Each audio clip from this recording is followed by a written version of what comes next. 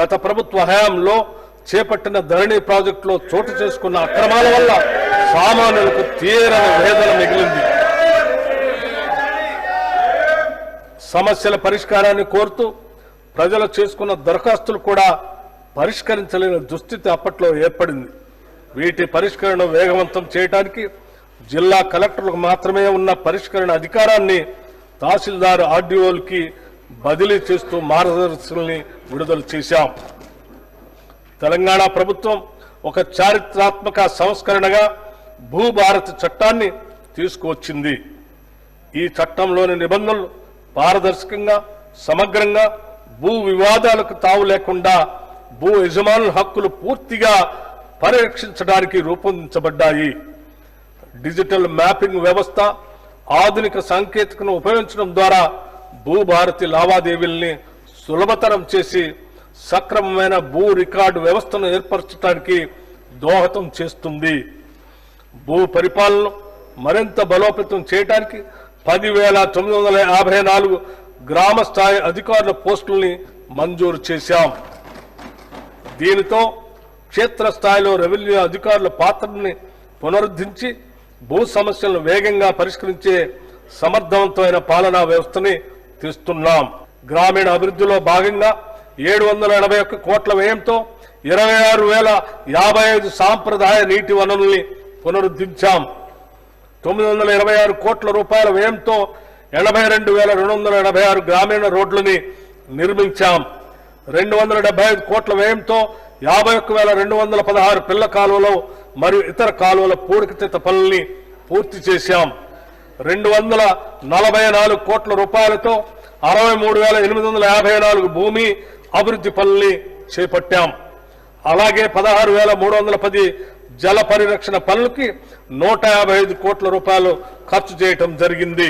పశు సంవర్ధక శాఖ ద్వారా చేపల పెంపకానికి, పరిశ్రమల శాఖ ద్వారా చేనేత కార్మికులకు చీరల పంపిణీ కోసం, వ్యవసాయ శాఖ ద్వారా రైతు భరోసా మరియు రుణమాఫీ పథకాల కింద వేల కోట్ల రూపాయలు వీరి కోసం ఖర్చు చేయటం జరుగుతుంది.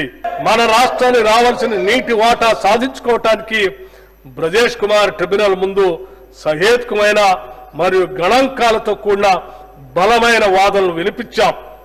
మన దిగువ రాష్ట్రమైన ఆంధ్రప్రదేశ్ తక్కువ కేటాయింపుతో ఎక్కువ నీటిని వినియోగిస్తున్న విషయాన్ని ట్రిబ్యునల్ ముందు ఉంచి ఇరు రాష్ట్రాల నీటి వినియోగాన్ని ఖచ్చితంగా గుర్తించడానికి మరియు నియంత్రించడానికి టెలిమెట్రీ వ్యవస్థని ఏర్పాటు చేయాలని సూచించాం. మన నీరు దారి మళ్లకుండా అవసరమైతే ఈ టెలిమెట్రీ వ్యవస్థ ఏర్పాటుకు అయ్యే ఖర్చు కూడా భరించేందుకు సంసిద్ధత వ్యక్తపరిచాం.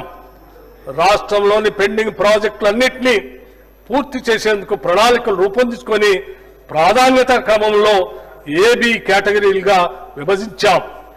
తక్కువ ఖర్చుతో ఎక్కువ ఆయకట్టును సేద్యంలోకి తీసుకురావాలన్నది ప్రభుత్వ ఉద్దేశం. నల్గొండ, యాదాద్రి భువనగిరి జిల్లాల్లోని కరువు ప్రభావిత ప్రాంతాలకు నీటిని అందించడానికి వీలుగా ఉదయ సముద్రం బ్రాహ్మణ వెలమల లిఫ్ట్ ఇరిగేషన్ ప్రాజెక్ట్ ని ప్రారంభించాం. ఉదయ సముద్రం బ్యాలెన్సింగ్ రిజర్వాయర్ నుండి 6.70 టీఎంసీల నీటిని బ్రాహ్మణ వెలమల బ్యాలెన్సింగ్ రిజర్వాయర్ కు లిఫ్ట్ చేయబడుతుంది. ఈ ప్రాజెక్టు ద్వారా 94 గ్రామాల్లో 1,00,000 ఎకరాలకి సాగునీటిని మరియు ఫ్లోరైడ్ సమస్య ఉన్న 107 గ్రామాలకి తాగునీటిని అందించడం అవుతుంది.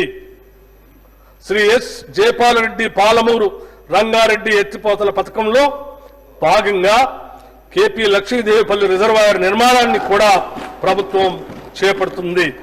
లౌకిక విలువలను స్ఫూర్తిగా నమ్మిన కాంగ్రెస్ ప్రభుత్వం కుల మత భేదం లేకుండా అన్ని సామాజిక వర్గాల అభ్యున్నతికి వనరుల పంపకం జరగాలని, తద్వారా సమాజంలో అసమానతలు లేని వ్యవస్థ స్థాపన లక్ష్యంగా ఈ బడ్జెట్ ని రూపొందించాం. 2025-26 బడ్జెట్ అంచనాలు 2025-26 ఆర్థిక సంవత్సరానికి మొత్తం వ్యయం 3,04,965 కోట్లు.